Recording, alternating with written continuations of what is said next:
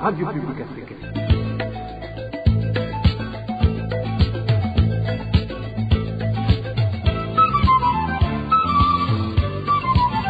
Radio Publique Africaine.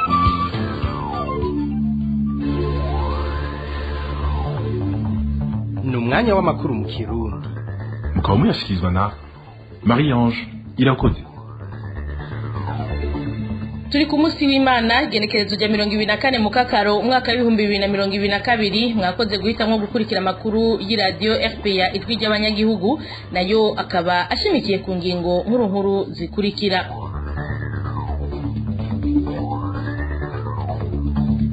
Kuri uyu w'Imana niho hibukwa inshuro ya 2026 abahitanywe n'ubwicanyi bwakorewe abateshejwe izabo bo mu bwoko bw'abatutsi barenga 600.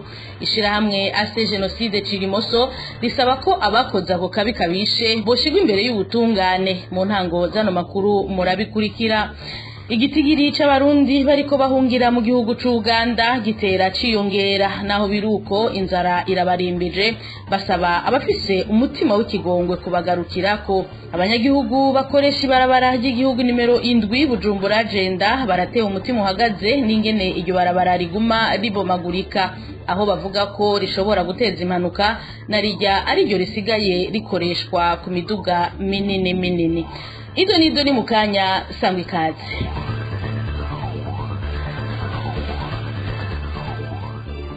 Ndasubiye kubaramutsa mu nkundire duhereye amakuru mu gisata c'ubutungane nkuko nayimeje kubabwira mu ngingo nkuru ishirahamwe gishinze kugwanya ihonyabwoko ase genocide Cirimoso risaba ko abakoze ubwicanyi bwo mu mwaka w'igihumbi 1996 bwahitanye abateshejwe izabo bo mu bwoko bw'abatutsi 648 boshigwa imbere y'ubutungane mu gihe kuri uyu wa 24 mukakaro ariho hibukwa ku nshuro ya 2026 abahitanywe n'ubwo bwicanyi. Icegera c'userukira ishirahamwe ase genocide Cirimoso asaba ko umutekano w'abateshejwe izabo aho bari hose mu gihugu wokingirwa agateka kabo nako kakubahirizwa. Kwirikira Terence Mushano nicegera c'userukira ishirahamwe ase genocide Cirimoso. Abantu bahitanywe n'ihonyabwoko ry'abatutsi ibugendana bakicwa bunyamaswa atakindi bazira atari ubwoko bwabo. Haize imyaka irenga 25 abo bantu atabutungane bubaburanye. Rero ishirahamwe ase genocide Cirimoso cyo kimwe n'abandi bose bari bakoraniye ngaha baguma bataka ubutungane. Basaba yuko leta y'u Burundi yo kwisubirako igaheza igasiraho ubutungane butunganiriza abo bantu bahitanywe n'ihonyabwoko kandi bagakurikiza amasezerano mpuzamakungu ya ONU yashizweko kuva mu 1948 inyuma y'ingwano ya kabiri y'isi yose. Intumbero ya mbere kwarukuza kwibuka aba bantu kandi dusaba yuko ababishe nabo bokurikiranwa. Iyindi ntumbero no kuvugira abantu bari mu makambi y'impunzi. Abantu bari mu makambi y'impunzi mu gihugu nka cose mbona bageramiwe. Mu minsi yahera mwirango icegera ca patri mukuru yari karatoteza abahungiye mu ikambi yo mwirango. Ejo wundi hariho abo mu Kabezi. Ubu muri iyi minsi n'abamwaro ngundu.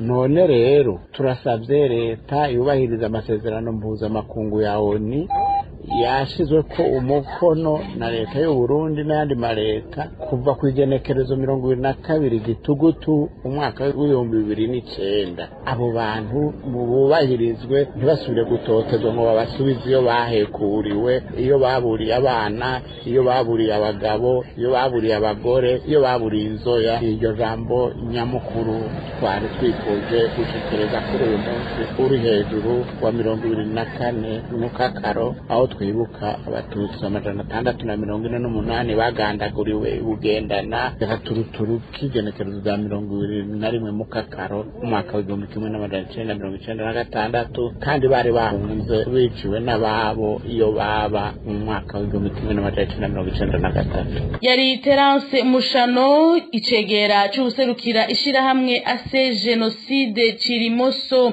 Ibivugwa mu gisata c'amagara y'abantu naho ishirahamwe mpuzamakungu gita ryitaho amagara y'abantu ku isi OMS riragabisha isi yose kumera amagabo kubera umugera mushasha w'indwara wateye mu bikoko vy'ubwoko bw'inkende. Uwo mugera ukaba uriko urakwiragira mu bihugu bitandukanye ku isi aho abantu barenga 15,000 bamaze kuwandura. Umugera kandi gushika ubu ubarizwa mu bihugu bishika 70. Iyi nkuru tuyibaze Eloge Kwizera.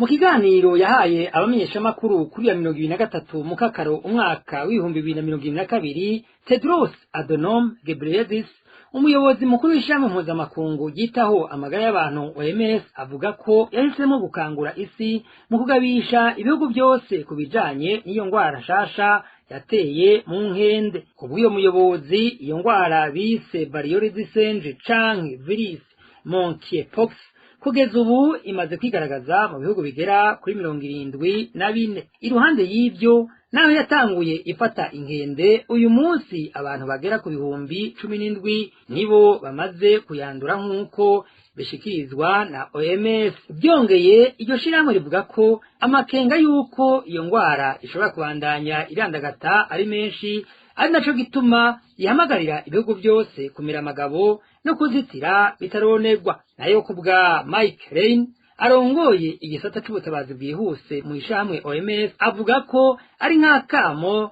ko gukangurira isi yose gukorera hamwe no gutangura kuja ku kivi hakiri kare. Kuva rero iyo ngwara igaragara muri Rusama umwaka w'2022, ikigaragara nuko nawe nyene igenda irandagata ku murindi munini ugeranije nuko yatanguye. Byongeye, iyo ngwara yandugwa biciye mu gukoranako n'umuntu ayigwaye. Naho gushika ubu ishamwe OMS itarerekana igihugu cyo muri Afrika kimaze gutorwamwo iyo ngwara, abahinga mu by'amagara y'abantu bo bavuga ko muri Afrika iyo ngwara ishobora kurandagata biturutse cane cane kuja n'uruza muri Afrika yo hagati n'iy'Iburengero. Eloge Kwizera, tugukengurukire nkuko nari nababwiye mu ngingo nkuru igitigirisha abarundi basaba ubuhungiro mu gihugu ca Uganda gitera ciyongera uko bukeye uko bwije. Abamaze gushikayo ariko bakaba bugarijwe n'inzara, basaba ababishoboye bose kubagarukirako.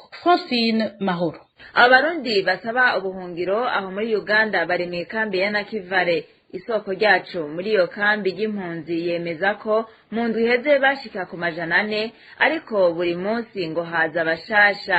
Ikibandanya kugaragara nuko abarongoye iyo kambi hakubumviriza ngo babatererana nk'uko isoko ryacu ribandanya kubivuga. Ubwa mbere na mbere impunzi zari impande y'ibiro vya OPM, hano hari ibiro vya OPM na HCR, hamikoje bababwira yuko bokwiyunguruza bo nyine bakijana ahantu bakiri impunzi ho bita mu Kibati. Ariko rero bashitseyo biboneka yuko vyabaye nk'umukenyero wo kubirukana, kubera ko bashitseyo urongoye ico Kibati yaciye ababwira ko bidakunda ko binjira, bikerekana yuko kwari uko kugira gusa bave ngaho kwibarabara canke impande y'amabiro yabo gusa. Hama ubu rero baciye baja kubasabira indaro babifashijwemo na perezida w'inkambi na chairman wo kuri Kabazani, babajana ahantu kw'ishengero bugaye bita Rehoboth. Ariko nkuko bari bararyugaye iryo shengero ntibinjiye indani, bagumye hanze niho barara hanze.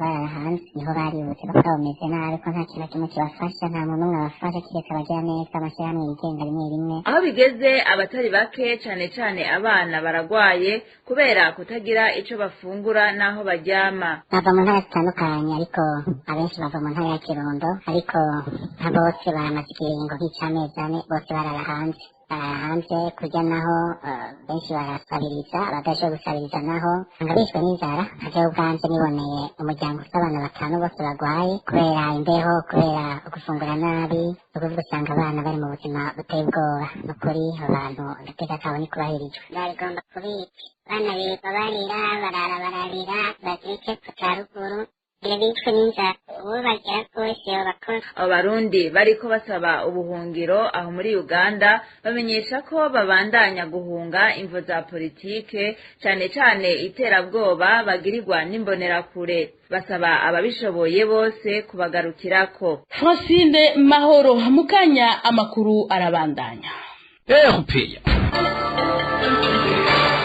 Mu gisata c'indero naho ikibazo kijanye n'inyubako z'amashure gisa n'icabaye akananira abahinga.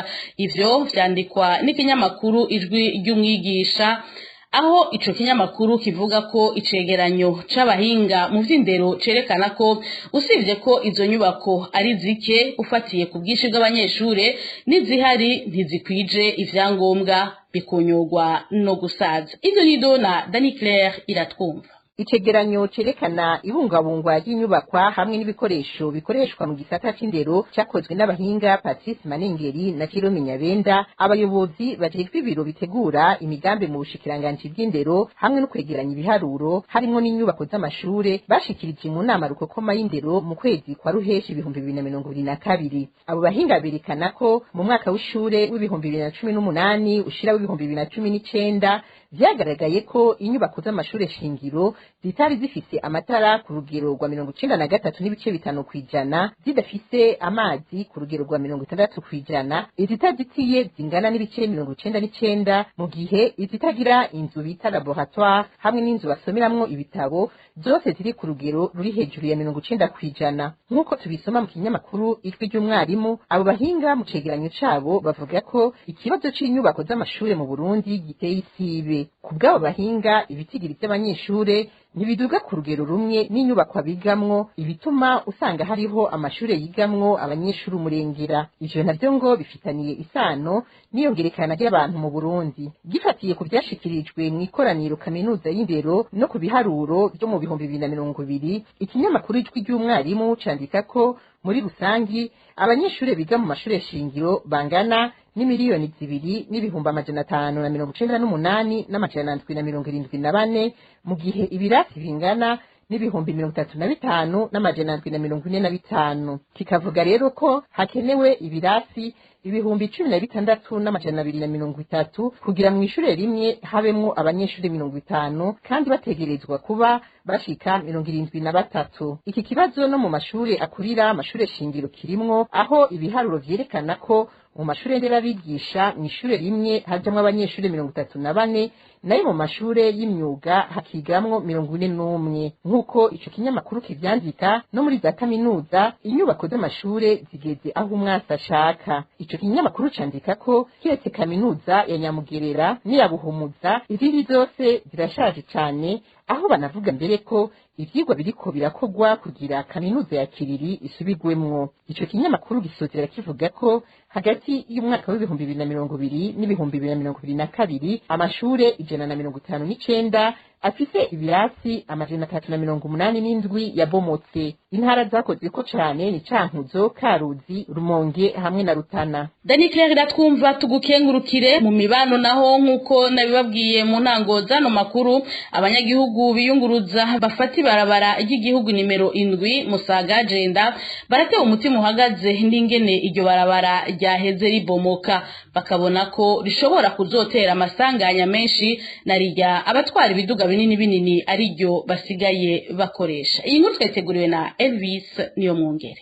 Abo banyagihugu bidoga nabasanzwe bafata ibarabara RN7 riva muri zone Musaga mu gisagara ca Bujumbura baduga mu ntara zo hagati mu gihugu. Nk'uko isoko ryacu risanzwe rikoresha iryo barabara ngo kuva ku gitoro c'amabisi kiri ku Musaga kuduga, ngo iryo barabara ryuzuyemwo ibinogo binini kubera ryabomaguritse cane. Uyu munyagihugu akavuga ko ivyo bishobora gutuma hazoba isanganya. Uhereye ku Musaga uduga ibarabara ryarononekaye cane, harimo amashimo manini mw'ibarabara ku buryo imodoka zigiye gukwepa hamwe vyoshika hakagira nk'icyo yanka gusubira gukata, zimwe zizogira ivyo zihitanye zizohitana abantu nazo nyene ku bwavyo zikagongana. Uyu mushoferi avuga ko ubuhoho atagikozwe kw'iryo barabara rigiye kubomoka ryose kubera amakamyo aja mu gihugu ca Tanzania ari asigaye aca ari menshi, bigatuma iryononekara gusumba. Niryo barabara rikora cane rikurikira ririya rya Bugarama, bivanye nibaza ko ririya rya Mwaro ryaheze kandi ari ryiza. Ubu ibiduga binini vyose bica muri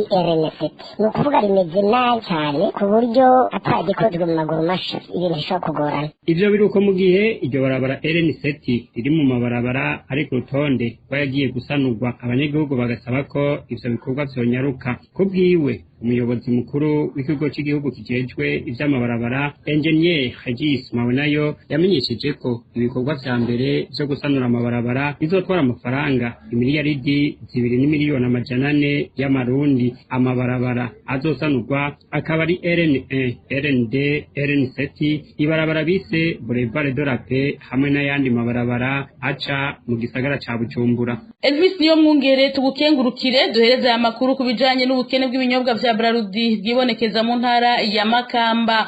Haribonekeza ubukene budasanzwe bw'ibinyobwa vya Brarudi muri zone Mukungu ya commune Nyanzarake. Abanyagihugu baho bakavuga ko bafise depo imwe yonyene itanga ivyo binyobwa naho nyene ikaronswa intica ntikize. Onezime dushimagize adushikane mu ntara ya Makamba. Iyo depo imwe bita SSD itanga ibinyobwa muri zone Mukungu muri commune Nyanzarake mu ntara ya Makamba niyo witwa Jiva. Abanyagihugu bavuga ko iyo depo iyo byagenze neza ironka inzoga za Brarudi kabiri mu ndwi naho nyene izo nzoga ngo zikaza ari ntica ntikize. Dufatiye nko ku munsi wa gatanu hirya y'ejo inzoga zaje nyene kuri ino depo yacu y'Umukungu yo witwa Jiva haje amafanta gusa, ibireri haje amakarato 4 yonyene. Amakarato 4 nayo bisaba yuko agaburirwa nk'abantu bashobora gushika nka 30 kandi bizwi neza ko bazidandaza. Rero izo karato zene ziriye ntishobora kubakwira, idepo zashobora kuza inshuro 2 mu ndwi canke zikaza inshuro 1 mu ndwi. Abanyagihugu bavuga kandi ko ababa bafite imanza batemereye kuronka izo nzoga basabwa kuzigura ku giciro c'inzoga imwe kandi igiciro kiri hejuru. Ku bantu bo bafite imanza udasanzwe uzwi yuko udandaza ibinyobwa naho usigura ukavuga ko inzoga z'urubanza kuri depo ntazo baguha agura ku icupa abaca barenzako kuko nk'akarorero ikiyeri twa dusanzwe tuzi ku ibe ya leta ko kigenewe kudandazwa 1,500 mugabo ino kigurishwa 1,800. Amstel ndende yari igenewe ku ibe ya leta gurishijwe 1,900 mugabo ino igurishwa 2,500. Muri iyo commune Nyanzarake abasanzwe bacuruza inzoga mu mihana canke mu mabutike ngo ntibemerewe kuzihabwa kiretse abafise ububare. Tugukengurukire Onezime dushimagize amakuru yo kuri uyu wa Mungu igenekerezo rya 24 mukakaro mwaka 2022 naha aciye agarukira. Shimire mwebwe mwese twari duteramanye, nkengurukire cane bagenzanje b'uruganda rwa FPA bafashije gutorokanya aya makuru ntibagiye abafashije mu buhinga bw'ivyuma. Marie-Ange Irakoze nariko ndayabashikiriza ndabikebanuye musozera umunsi w'Imana neza naho ubutaha.